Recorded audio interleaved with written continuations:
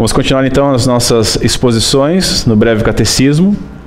Hoje na questão 94, que diz o seguinte: o que é batismo? É o sacramento no qual lavar com água, em nome do Pai, do Filho e do Espírito Santo, significa e sela a nossa união com Cristo, a participação das bênçãos do pacto da graça e o nosso compromisso de pertencermos ao Senhor. Gálatas 3:27 nos diz o seguinte: pois os que em Cristo foram batizados, de Cristo se revestiram. A questão 95 diz: a quem deve ser ministrado o batismo? O batismo não deve ser ministrado àqueles que estão fora da igreja visível, enquanto não professarem sua fé em Cristo e obediência a Ele. Mas os filhos daqueles que são membros da igreja visível devem ser batizados. Então, Atos 2:37, que eu pedi para abrir, diz o seguinte: ouvindo eles estas coisas, compungiu-se-lhes o coração e perguntaram a Pedro e aos demais apóstolos: o que faremos, irmãos? Respondeu-lhes Pedro: arrependei-vos e cada um de vós seja batizado em nome de Jesus Cristo para a remissão dos vossos pecados, e recebereis o dom do Espírito Santo. Pois para vós outros é a promessa, para os vossos filhos e para todos os que ainda estão longe, isto é, para quantos o Senhor nosso Deus chamar. Um pouquinho mais à frente, no capítulo 16, verso 14, um pouquinho à frente, 16:14, nós vemos a conversão de Lídia, e diz o seguinte: certa mulher chamada Lídia, da cidade de Tiatira, vendedora de púrpura, temente a Deus, nos escutava. O Senhor lhe abriu o coração para atender as coisas que Paulo dizia. Depois de ser batizada, ela e toda a sua casa, nos rogou dizendo: se julgais que eu sou fiel ao Senhor, entrai em minha casa e aí ficai. E nos constrangeu a isso. Vira a página lá no verso 31, nós vemos a conversão do carcereiro. Diz o seguinte, verso 30: depois, trazendo-os para fora, disse: senhores, que devo fazer para ser salvo? Responderam-lhe: crê no Senhor Jesus e serás salvo, tu e tua casa. E lhe pregaram a palavra de Deus, e a todos os de sua casa. Naquela mesma hora de noite, cuidando deles, lavou-lhes os vergões dos açoites. A seguir foi ele batizado, e todos os seus. Por fim,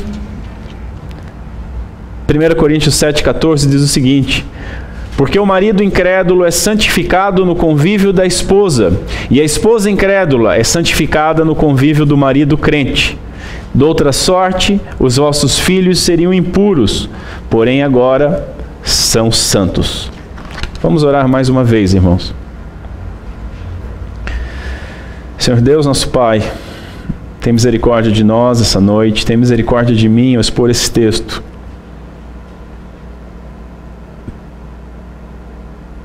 Nos ajuda, Senhor, a compreender essas coisas.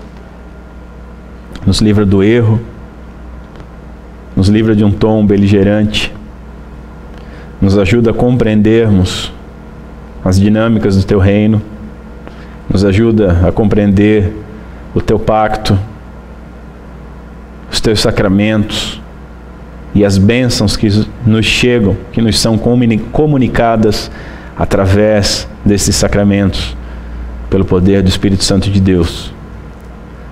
Nos guie em tudo, Senhor. Glorifica o Teu santo nome em nosso meio. É o que nós te pedimos em nome de Cristo Jesus. Amém. Senhores, aquilo que nos é exigido para escaparmos da condenação, nós vamos continuar estudando, estamos agora nos meios exteriores de graça. Lembrando que nós já havíamos visto os meios interiores, que são o dom da fé e o arrependimento que nos é concedido por Deus. Agora, olhando para os meios exteriores, nós estudamos já a palavra de Deus. E vamos em breve estudar a respeito da oração. Nós estamos no momento concentrados nos sacramentos. Vimos já nas semanas anteriores que eles são 2 sacramentos, o batismo e a ceia do Senhor. E na última semana, aquilo que foi visto deve estar muito claro em nossa mente, que os sacramentos, meios de graças exteriores, eles são compostos de duas partes. A primeira é um sinal externo, visível, o símbolo, né? Que representa e tem seu valor por simbolizar a segunda parte, que é a ação interna que é operada pelo Espírito Santo de Deus nos seus filhos, nos seus eleitos. É preciso ter isso em mente, é preciso ter isso bem claro, pois o meu foco principal hoje será no sacramento efetivo, no sacramento que se completa porque a ação interior foi feita, então o sinal exterior é de fato válido. Eu vou falar sobre os dois casos, mas tenho sempre isso em mente.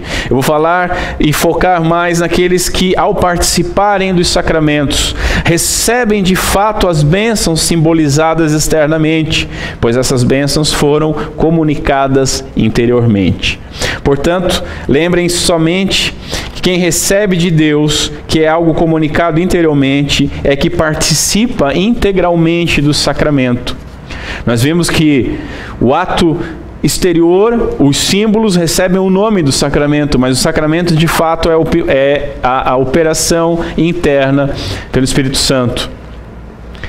Primeiramente, então, nós precisamos dizer, falando a respeito do batismo, o que o batismo não é. Já que a resposta da questão 95 começa com uma negativa, vamos começar com uma negativa também, ao estilo de Martin Lloyd Jones, que gostava de fazer isso. O que o batismo cristão ele não é? Primeiro, o batismo não é o novo nascimento. Não é ali o ato de novo nascimento. A regeneração ela é operada pelo Espírito Santo nos eleitos e pode ser operado tanto antes como depois do batismo. O batismo também não é a salvação. E a gente encontra algumas comunidades ainda hoje que atrelam o batismo à salvação, de tal maneira que se a pessoa não for batizada, segundo eles, ela não é salva. Muito menos o batismo é certeza da salvação. Não é pelo batismo que nós obtemos a certeza da salvação. Nem representa uma salvação concedida, seja ela por alguma igreja, alguma instituição, ou por algum sacerdote ou algum ministro. O batismo ainda não é, como é muito comum ser dito, ele não simboliza a morte e ressurreição do batizado. Lembra que eu falei daquela história que é muito comum nos meios pentecostais, neopentecostais, de dizer que a pessoa, assim como Cristo, morre, né? Aí vai para debaixo d'água, e aí ela volta regenerada, ressuscitada, e seus pecados ficam lá no fundo. Primeiro porque está fora do tempo. Cristo Jesus foi sepultado numa rocha, no interior de uma rocha. A questão de ser sepultado debaixo da terra é algo novo, né? Então já fica meio fora isso. E segundo, esse não é o propósito do batismo. Por fim, o batismo não é ou significa a remoção do pecado original, como é ensinado pela Igreja Católica Romana. Segundo eles, ao ser batizado a pessoa é livre, ela é liberta, ela é limpa do pecado original. E nem é alguma garantia de entrar no reino de Deus também. Ainda nesse âmbito, no caso do batismo infantil, é dito que as crianças, lá para eles, que não forem batizadas, elas não podem ir para o paraíso, mas também elas são inocentes de algum modo, então criou-se o limbo para deixar elas. O que vamos fazer com elas? Coloca no limbo, deixa elas lá, depois a gente vê como é que fica. Esses ensinos meio estranhos. Dito isso, então devemos responder o seguinte: o que é o batismo? O que de fato é? Ele é um sacramento instituído e ordenado pelo nosso Senhor Jesus Cristo.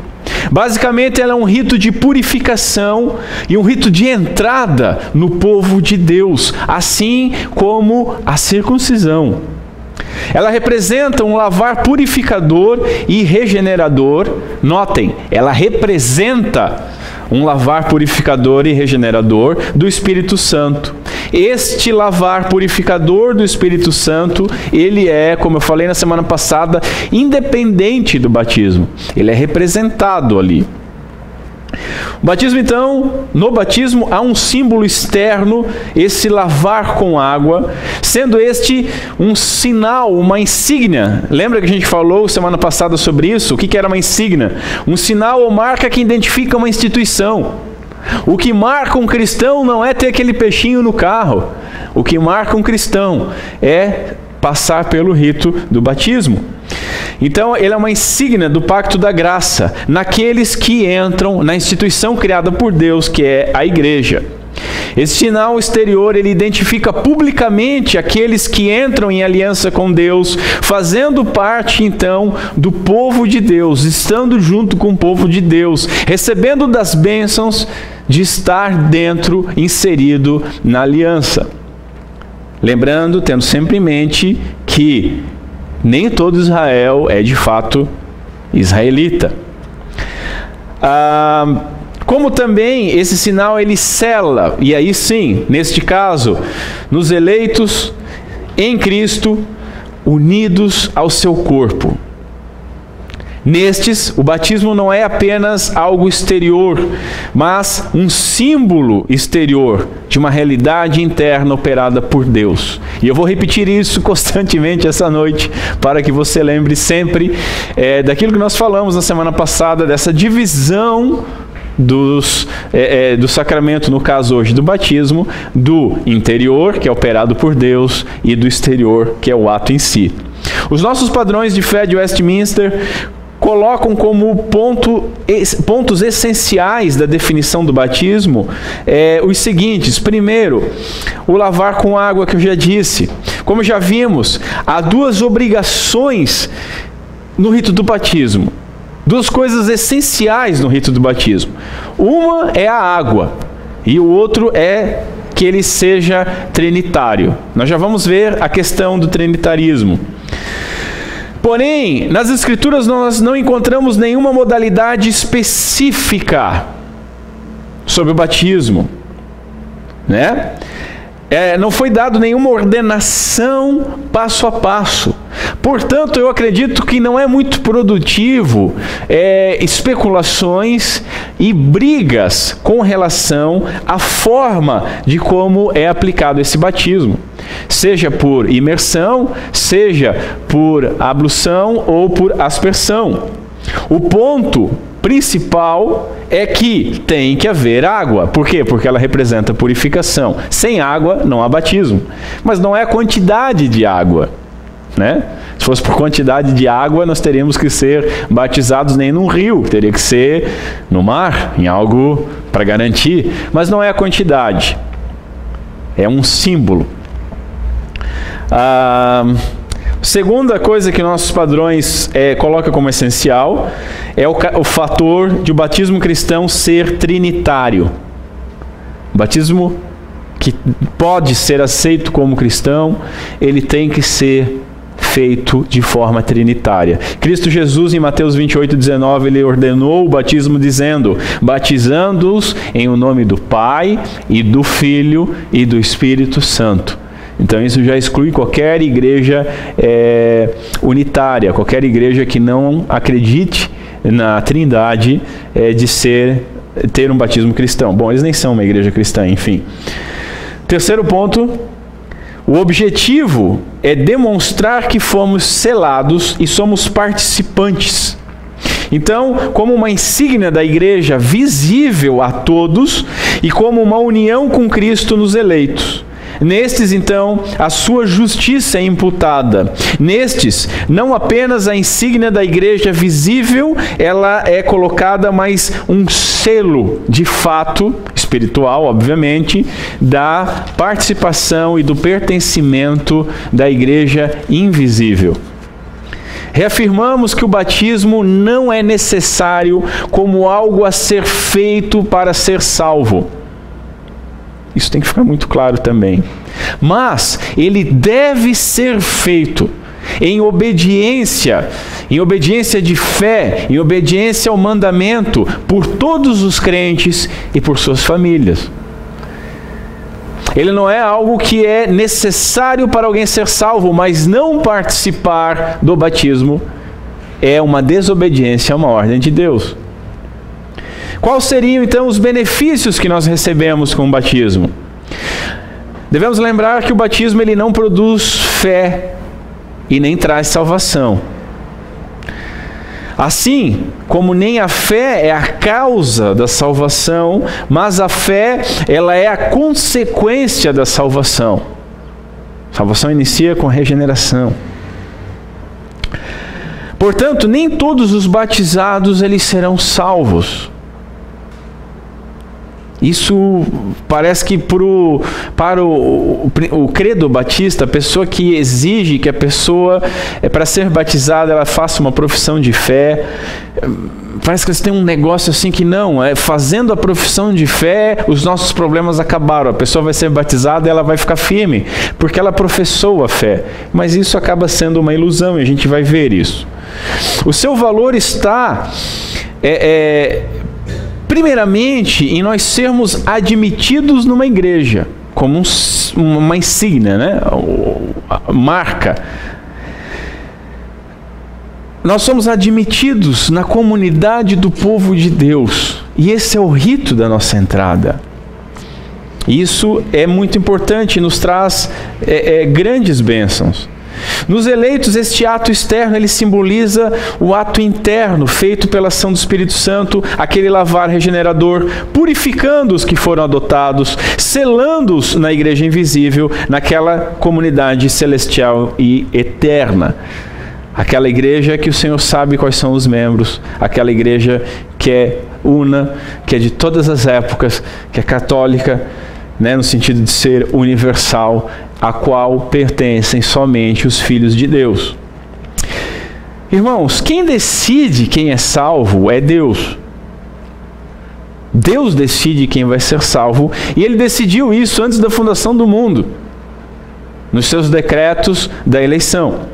De maneira que o ato simbólico e externo do batismo, ele simboliza então algo interno, que é feito exclusivamente por Deus, conforme a vontade soberana de Deus, de tal maneira que é indiferente da fé da pessoa, independente, perdão. Ela independe da fé da pessoa. Por que eu estou dizendo isso? A gente vai chegar lá. Não esqueça isso, o batismo é interno, o ato externo é símbolo. Aqueles que foram selados internamente, eles foram anteriormente eleitos para ser selado internamente. Eles são ou serão salvos pela graça. A salvação é pela graça. Notem, eles são ou serão salvos pela graça. Eles têm ou terão fé quando salvos, independente do selo externo. Eu não sei se os irmãos estão acompanhando a linha de raciocínio que eu estou tentando desenvolver. Por esse motivo, não há necessidade de haver fé no caso dos infantes para serem batizados. A defesa básica contra o batismo infantil é a seguinte: uma criança não tem fé, logo ela não pode ser batizada. Mas, novamente, eu vou sempre, né? Eu não sei porque que eu anoto que eu sempre ponho o carro na frente dos bois. É uma defesa muito pueril disso, porque ela pressupõe que toda pessoa que vai ser batizada, então, por fazer uma profissão de fé, ela já é salva e ela tem a fé verdadeira. Mas os irmãos devem conhecer, se não aconteceu com os irmãos, pessoas que foram batizadas e que muito tempo depois do batismo, é que de fato tiveram fé em Deus, verdadeiramente. Que muito depois foram salvas, de verdade. Eu sempre gosto de falar, já que eu falei do Martin Lloyd Jones no início da ministração, daquele testemunho que ele conta de uma senhora que o ouviu mais de 20 anos, E numa noite, após uma ministração, ela foi até ele, se agarrou no braço dele chorando, ele era uma senhora já beirando os 80 anos, e disse: hoje eu entendi o Evangelho, hoje eu posso dizer que eu sou salva, hoje eu posso dizer que eu não dependo mais nada de mim, dependo só do Senhor Jesus Cristo. Então notem, ela passou bastante tempo naquela comunidade. Notem, ela não ouviu o Alberto pregando, ela ouviu o David Martin Lloyd Jones pregando. Para mim, um dos maiores expositores bíblicos que já passou por essa terra. Notem, ela já havia sido batizada. E Lloyd Jones ainda não era de pedobatismo, ela foi batizada mediante uma profissão de fé. Mas muito tempo depois. Ah, mas essa é a exceção, né? Nós não podemos olhar para as exceções diante das regras. Olha, eu posso dizer que no meu caso também aconteceu isso. Muito tempo depois, né? Eu passei por um bom tempo de hipocrisia, de entendimento racional, para depois me converter. Mas eu já havia sido batizado. E nota, eu não estou falando aqui de me dobrar diante da teologia reformada. Eu estou falando na minha vida pregressa mesmo, dentro de uma igreja convencional. Não, até não estava aqui. Ó. Mesmo porque muitos adultos são batizados somente mais tarde, alguns bem mais tarde, são de fato convertidos. Isso quando são convertidos. E esse é o ponto. Porque há um outro problema. Essa pessoa pode ser batizada mediante uma profissão de fé e nunca se converter. Então essa defesa cai por terra. Eu vou falar mais sobre isso. Todavia, essas pessoas que passaram, seja por um batismo infantil, seja por uma profissão de fé, dizendo que criam em Cristo Jesus, receberam o sinal exterior. Mas, por terem sido eleitas, receberam também o selo interno, ainda que naquele momento ela não estivesse salva. Tempo depois ela creu, foi justificada. Ela não vai ser rebatizada. Os irmãos já viram isso acontecer? Não tem isso.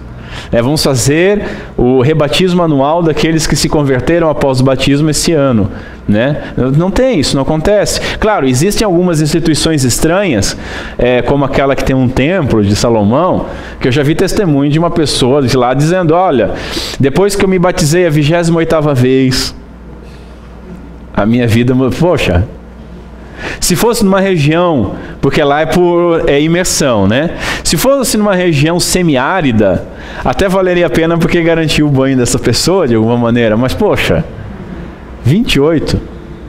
Mas por que uma pessoa passa pelo sinal exterior? Se ela é eleita, ela recebeu o selo interior, mas depois ela veio se converter, de fato. Por que ela não é rebatizada depois? Primeiramente, porque não existe rebatismo. Rebatismo é uma ideia totalmente estranha à própria Escritura. Há um só batismo, há um só selar. A ideia de rebatizar é preciosismo. Vejam o seguinte, notem que eu quero manter um tom não beligerante com outras correntes teológicas, mas notem o seguinte: você participava de uma igreja sadia, foi batizado quando adulto e entrou numa igreja que defende a tradição reformada, logo ela é pactual, logo ela defende o pedobatismo. Primeiro, não tem como você voltar à infância para batizar quando criança. Segundo, o batismo que foi feito lá é aceito, desde que obedeça tendo água e sendo trinitário. Agora, se nós fizermos o caminho inverso, você pega uma pessoa que saiu de uma igreja onde é praticado o pedobatismo, o batismo de criança, reformada, e ela vai para uma outra igreja batista, que se diz reformada. O que eles vão fazer com essa pessoa? Rebatizar ela. Mas isso é preciosismo. É puro preciosismo. Não haveria essa necessidade. E os arminianos gostam de dar pulo, né? Eu bati muito neles já nas ministrações dos 500 anos. Mas assim, só para Ah, por quê? Ó, tá vendo? Esses calvinistinhas aí, batiza criança, isso é catolicismo romano. Vocês deviam ler mais John Wesley. Vocês deveriam ler mais Jacob Armínio, o pai da criatura, porque eles eram pedobatistas. Então, muita calma, cuidado.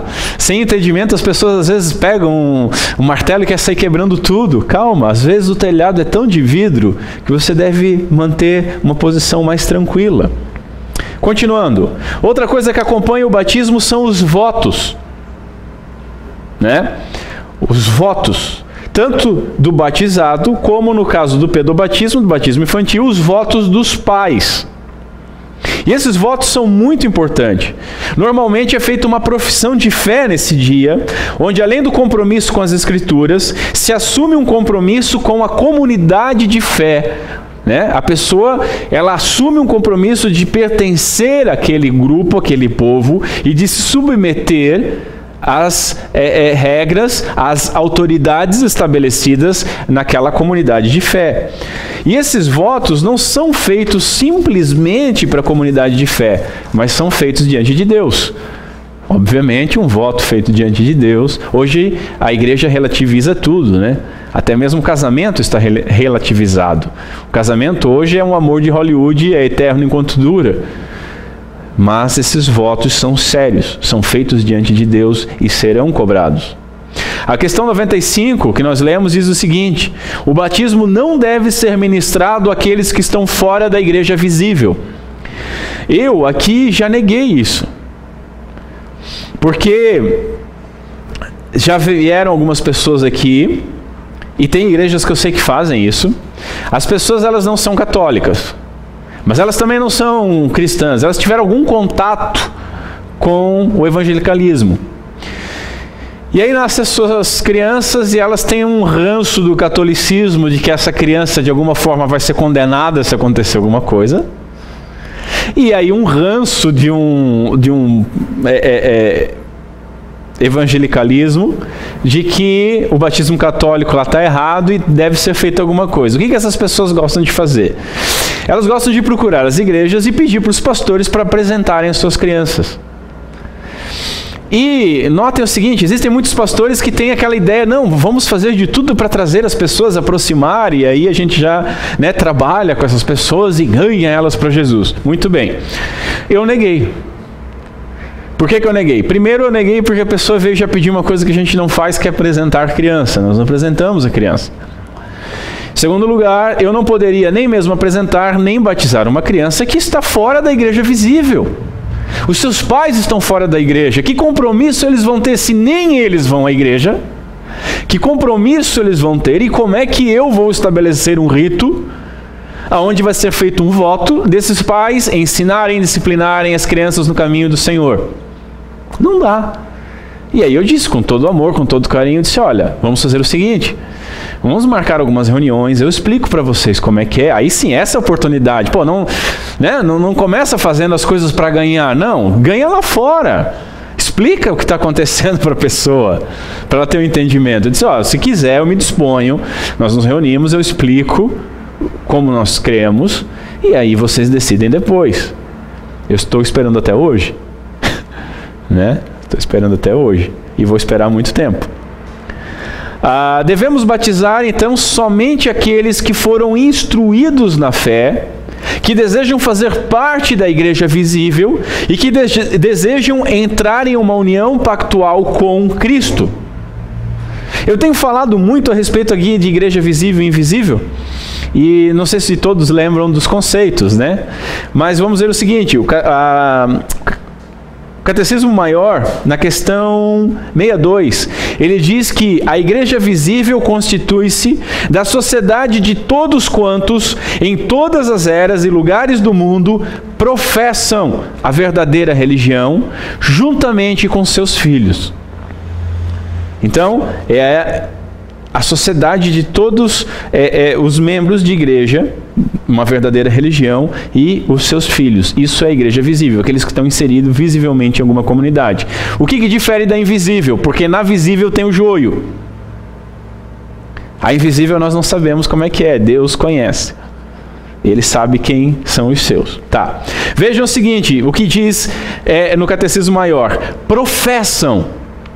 É a comunidade daqueles que professam. Ou seja, não sabemos se eles são eleitos ou não. Não sabemos quais deles pertencem de fato à igreja invisível. Quais de fato Deus conhece, de fato Deus sela no rito do batismo. Mas aqueles que entram nessa igreja visível recebem a insígnia, recebem o selo, o rito de entrada. Mas onde o evangelho chegou e temos pessoas professando a fé em Cristo, devemos então batizá-los e batizá-los com os seus filhos, pois aqueles que professam a fé devem obedecer ao sinal de admissão nessa igreja. Claro que muitos réprobos acabam recebendo o sinal, sejam eles adultos, sejam eles crianças. O teólogo Gerhard Voss, ele até fala jocosamente que até entre os 12 apóstolos houve um Judas. Imaginar que você fazer uma profissão de fé para batizar vai deixar a igreja mais pura é ilusão. Veja, o conceito da igreja visível, pactual, engloba tanto aqueles que professam a fé em Cristo, quanto os seus filhos. Nós lemos, a promessa são para todos quantos crerem e para os seus filhos. Cremos que Deus fez a sua aliança com famílias. Deus sempre trabalhou com famílias, com essa instituição. Ah, mas eu sempre ouvi que a salvação é individual. Sim, a salvação é individual. Estou falando na aliança que ele fez. A aliança que ele fez foi sempre com famílias. E que devemos dar às crianças essa insígnia, esse sinal da igreja. Que devemos fazer com que essas crianças sejam de fato membros dessa igreja. Notem o seguinte, mesmo nos batistas que defendem o credobatismo, o batismo mediante uma profissão de fé, eles fazem um rito de entrada para essas crianças. Eles fazem uma circuncisão sem sangue. Eles fazem um batismo a seco, que é a tal da apresentação da criança. Né? Apresentamos os nossos filhos. O argumento é interessante, porque eles dizem o seguinte, Cristo Jesus foi apresentado no templo, então nós devemos apresentar os nossos filhos. Tudo bem, mas nessa apresentação aconteceu mais alguma coisa com Cristo? Ele foi circuncidado? Outra coisa, Cristo não era cristão, ele era judeu. Mas Cristo foi batizado quando adulto, dizem eles. Tudo bem, vejamos. Temos que esperar os 30 anos? Ou não? Isso levando em consideração que Cristo foi batizado num batismo cristão. Ele foi batizado no batismo de João. Lembram de Atos? Vocês já receberam o Espírito Santo? Não. Em que vocês foram batizados então? No batismo de João, nós nem sabemos que existe o Espírito Santo. Aquele era um batismo para arrependimento. Um sinal que antecedia a vinda do Messias. Então, o batismo de João Batista não era o batismo cristão, Jesus não era cristão, e outra, defender que devemos imitar Cristo nisso, porque Cristo se arrependeu dos seus pecados e confessou a fé nele mesmo antes de ser batizado? Não. Então, notem que fica estranho, né? Fica uma defesa meio estranha. Tudo bem. Anteriormente nós vimos demoradamente uma série de ministrações a respeito do pacto. Nós cremos em apenas um pacto da graça, realizado e administrado em duas dispensações. O Antigo Testamento e o Novo Testamento, a Antiga Aliança e a Nova Aliança, ambos fazendo parte da mesma aliança da graça, o mesmo pacto da graça. Nessa nova aliança, nós cremos que o batismo, então, ele substitui a circuncisão, assim como a ceia do Senhor, ela substituiu a Páscoa judaica. Portanto, assim como todas as crianças hebreias, de pais que se convertiam ao judaísmo, que eram gentios, eles eram circuncidados, nós cremos que os filhos dos crentes devem ser batizados, receber essa insígnia externa, exterior, serem inseridas na comunidade da igreja, na comunidade da aliança. Agora, o sinal interno é com Deus. sempre é com Deus. Como já vimos, o sinal externo simboliza o selar interno, e ele é feito somente por Deus, e ele não é validado pela fé, mas ele é confirmado pela fé. Portanto, não é necessário a fé da criança. Ah, mas Jesus diz lá, quem crer e for batizado. Tudo bem, ele disse isso, de fato, não temos como negar. Mas isso é o que se chama de evangelismo de fronteira, foi uma ordem de evangelismo. Os discípulos agora tinham que divulgar essa fé. Obviamente que os discípulos não iam sair por Israel, pegar as crianças, dar um pescotapa nas crianças e jogar uma aguinha na cabeça ou imergir elas, que era mais temerário ainda. Não tem como fazer isso. Nem iam pregar o evangelho para as crianças. Então, quem crer e for batizado são os adultos. Agora, se os irmãos lembram nas ministrações a respeito do pacto,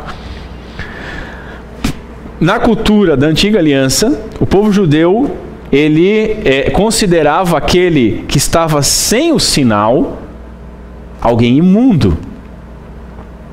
Aquele que era judeu que não recebia o sinal deveria ser excluído e morto. De tal maneira que eles tinham muito forte a participação desse sinal para a inclusão da criança no povo de Deus. Para receber o quê? As promessas. Ela era uma herança das promessas de Deus, feitas já em Abraão. Agora notem o seguinte, seria muito e muito estranho, dentro dessa cultura, chegar e dizer assim, olha, vocês estão aguardando o Messias chegou. Ele instituiu a nova aliança. Agora, aquilo que nós aguardávamos veio, nós não olhamos mais para o futuro, ele veio, nós olhamos para uma obra consumada. Temos que crer nele, ele cumpriu toda a lei em nosso lugar, ele perdoou todos os nossos pecados. Ah, que legal! Então venham para a comunidade da fé.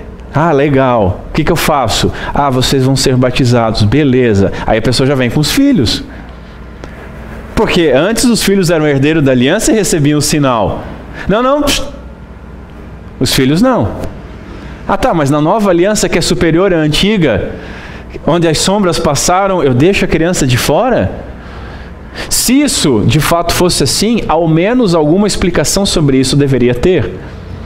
Então, respondendo àqueles que dizem que não há nenhuma ordem clara no Novo Testamento a respeito do batismo infantil, correto, concordo, mas esse silêncio é meio preocupante, porque dentro de uma comunidade que sempre inseriu seus filhos no pacto por meio de um rito exterior, que era a circuncisão, obviamente iria querer receber esse novo símbolo, esse novo ritual e passar aos seus filhos. Afinal de contas, criam que os filhos eram os filhos da promessa.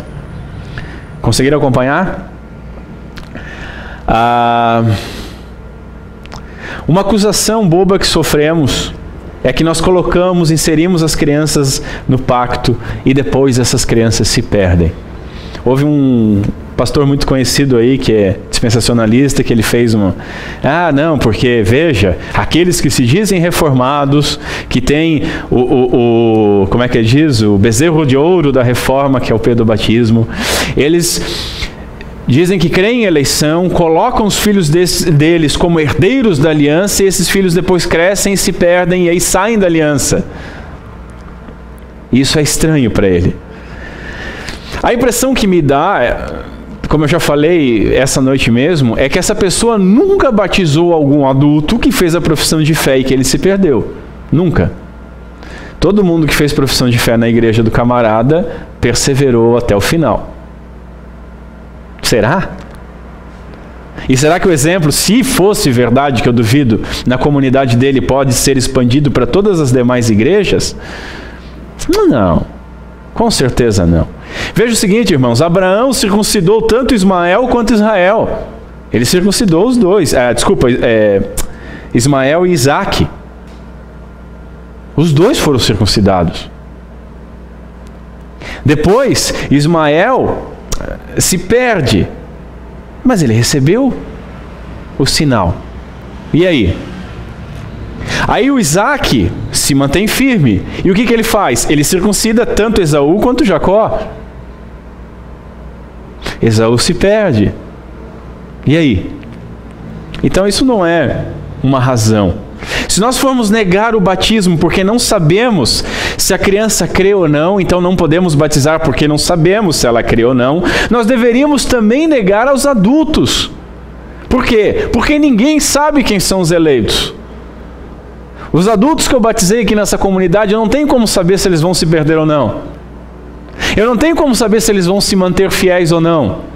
Eu não tenho como saber se esse símbolo exterior foi de fato algo válido, porque o sinal, o selo interior foi dado a essa pessoa. Então eu deveria negar. Porque, sei lá, vai que... Entendem como o raciocínio é falho? O ponto é que Deus conhece os seus filhos, a salvação pertence a Ele, Ele ordenou o batismo, Ele instituiu a igreja e Ele instituiu os sacramentos. E como o batismo é um rito de entrada na igreja, por que deveríamos deixar as crianças de fora da igreja? Afinal de contas, quando um membro sai da igreja, ele leva as crianças. Ele não pergunta para a criança se ela quer ficar ou não, tal. Mas quando ele vem e não batiza os seus filhos estão fora da igreja. Eles não são membros da igreja. Eles são igual os filhos de algum visitante. Por que fazer isso? Lembre-se, há salvos sem batismo. E há batizados que não serão salvos, que se perderão. Porque o batismo verdadeiro, como eu disse no início, é aquele feito internamente. O sinal externo é o que nós vemos. Reforçando, nós cremos na teologia pactual. A base da tradição reformada é a teologia do pacto. E o batismo infantil ele tem uma relação direta com a ideia do pacto da graça, da herança que vai aos filhos. A criança precisa ser então filho de um crente para ser considerada herdeira da promessa. Por isso que não adianta trazer uma criança assim, vamos batizar ela. Não, mas os pais, cadê os pais?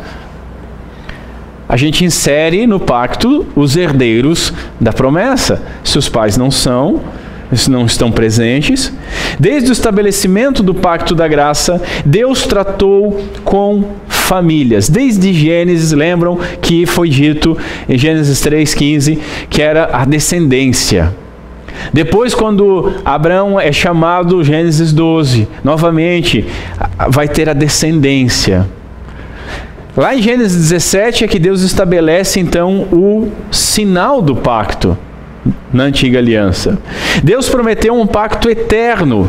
Portanto, o pacto da graça, tanto no Antigo Testamento quanto no Novo Testamento, ele é substancialmente o mesmo. Não é feito um novo e anulado o antigo. Há uma continuidade disso.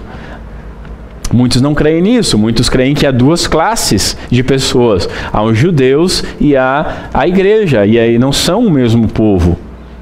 Eu não consigo crer dessa maneira. Eu só consigo crer que Deus tem um povo eleito. Que não há acepção de pessoas entre os que são de Deus. Seja grego, judeu.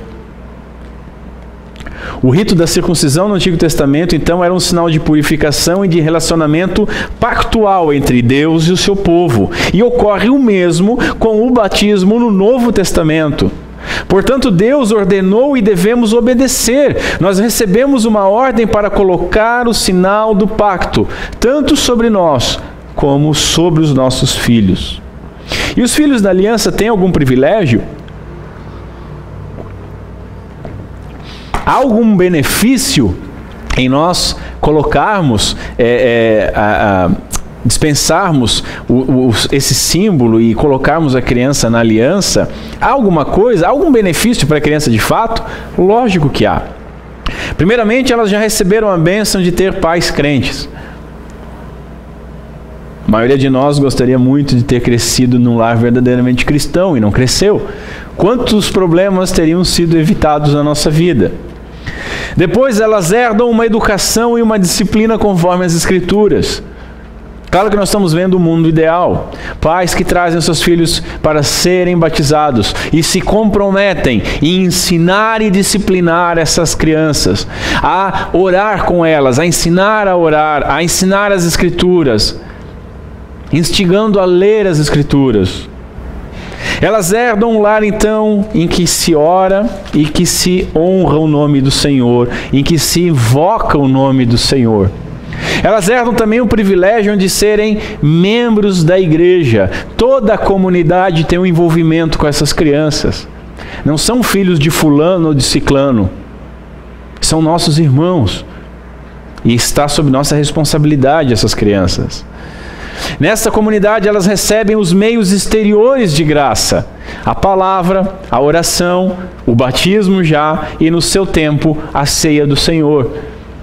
Elas são participantes dos benefícios da graça. Claro que a quem é muito dado, a muito vai ser cobrado. Notem o seguinte, essas crianças inseridas no pacto, elas estão recebendo uma oferta gigantesca do Evangelho. Elas estão constantemente sendo expostas a Cristo, aos meios de graça. Obviamente que aqueles que não são eleitos, os réprobos, eles, como diz Thomas Watson, eles descerão ao inferno com um peso maior sobre a sua cabeça. Eles descerão com o peso do Evangelho do nosso Senhor, que foi oferecido constantemente a eles. Agora, por isso, não, mas isso então é temerário, então não vamos apresentar o Evangelho para as nossas crianças. Não, muito pelo contrário, nós queremos e devemos fazer todo o esforço para que elas conheçam, entendam, compreendam e sejam salvas. As crianças que estão inseridas no pacto, elas recebem todas as oportunidades possíveis para isso. E nós devemos zelar por essas oportunidades. E os eleitos, desde cedo, eles participam efetivamente dessas bênçãos. Todavia, alguns erros devem ser evitados. E eu quero encerrar com isso. Primeiro, o batismo não salva, nem garante a salvação. Eu já falei isso, mas é bom reforçar. O batismo não salva, nem garante. Trazer a criança para ser apresentada, ser batizada de alguma forma, fazer algum rito assim, não salva, não garante, não protege. Segundo, a missão dos pais, e essa é muito importante, porque há muitas e muitas comunidades que acabam, no seu crescimento, defendendo a teologia do pacto. E tem uma pessoa que debate muito a respeito disso comigo, e ela faz essa acusação, que nas comunidades pactuais, os filhos crescem como inseridos na aliança e como salvos, sem serem salvos. E aí, na segunda geração, aquela comunidade, ela meio que afrouxa. Irmãos, aí nós temos um grande problema. Eu não posso condenar a teologia do pacto, porque algumas comunidades têm pastores frouxos. Eu não posso condenar a teologia do pacto, porque filhos da aliança ou não têm pais frouxos. A responsabilidade dos pais não está cumprida em obedecer a Deus e trazer as crianças para serem batizadas. Na realidade, ali é o momento que a responsabilidade deles inicia de verdade. Ali eles fazem um voto diante de Deus e uma promessa. E diante da comunidade. Eles têm responsabilidade de estarem vigilantes, de ensinarem desde pequeno as doces doutrinas da graça. Desde pequena essa criança tem que ser ensinada, não que ela só uma herdeira da aliança e tem asinhas de anjo, mas que ela é totalmente depravada. O arrependimento tem que ser chamado desde cedo. O perdão de Cristo tem que ser invocado desde cedo. E se não há o que perdoar, não tem como invocar o perdão. A comunidade tem que tratar essas pessoas com todo carinho, amor e respeito, mas estar firme com eles. Então não podemos colocar em questão que a teologia do pacto ela pode destruir uma igreja, quando nós pegamos exemplo onde as pessoas, os membros, os elementos que estavam nessa equação, eles foram de uma certa frouxidão espiritual. E os pais, isso é muito sério, não acabou. Os votos que eles fizeram no ato de trazer os seus filhos para serem batizados, eles têm que cumprir. E digo mais, eles vão ser cobrados por isso. Não devemos crer que o batismo seja necessário para a salvação, é outro erro. Porém, negligenciar essa ordem é um pecado. Assim como negligenciar a ceia do Senhor é um pecado. É um crime, eu diria. Portanto, pais que batizaram os seus filhos devem orar, devem se responsabilizar por ensinar, devem trazer à igreja constantemente, devem disciplinar nos caminhos do Senhor. E toda a igreja, ela assumiu junto com esses pais o compromisso. Porque a igreja aceitou e reconheceu aquele novo membro. E toda a igreja tem responsabilidade com todos os membros. A igreja, então, ela assume um compromisso com esses pequenos membros. E ela é responsável pelo cuidado, ela é responsável pelo ensino, ela é responsável pela disciplina, ela é responsável pela oração, para que este pequeno membro, ele possa receber toda a bênção advinda do pacto. E no caso, sendo uma eleita, ela possa ser conduzida graciosamente a Cristo Jesus e que todos os meios exteriores de graça oferecidos por essa igreja sejam de fato eficientes. E nessa missão, meus irmãos, que Deus nos ajude. Que Deus nos ajude. Com isso a gente encerra a questão do batismo, desse meio exterior, desse sacramento, meio exterior de graça e desse sacramento. Semana que vem vamos começar a ver o sacramento da ceia do Senhor. Eu convido os irmãos a estar presente. Vamos ficar em pé, vamos glorificar a Deus e vamos orar ao Senhor. Curva a sua cabeça.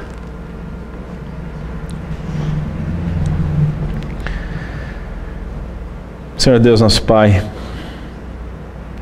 nos perdoa por sermos tão demorados para entendermos, para compreendermos a profundidade da Tua aliança, dos Teus sacramentos. Nos perdoa porque nós ficamos andando ao redor dos meios que Tu designaste para ser bênção, tanto para nós quanto para nossos filhos. Nos perdoa, Senhor. E nos ajuda, como comunidade de fé, a cuidar dos nossos pequenos membros, a zelar por eles. Intensifica, Senhor, nos pais a responsabilidade de disciplinar, ensinar nos caminhos do Senhor. Senhor, que nós possamos ver uma nova geração de crianças que não são separadas da comunidade durante o culto, que não precisam ser alocadas em uma sala para não incomodar o culto. Mas permita, Senhor, ainda que eu veja uma geração sendo ensinada desde pequeno e ensinando a próxima desde pequeno, para que essas crianças possam se comportar adequadamente, que possam aprender pelo exemplo dos pais, possam ver nos pais esse exemplo, e estejam desde pequenas no culto público, orando, cantando e ouvindo a pregação. Que nós não desprezemos essas crianças, que nós não tenhamos para oferecer para elas simplesmente uma ilustração de Davi para pintar e depois colocá-las no mundo para enfrentar as adversidades. As crianças da nossa geração, Senhor, são muito rápidas no aprendizado. Tem misericórdia de nós, não permita que nós façamos delas um ser inferior. Modalidades de ensino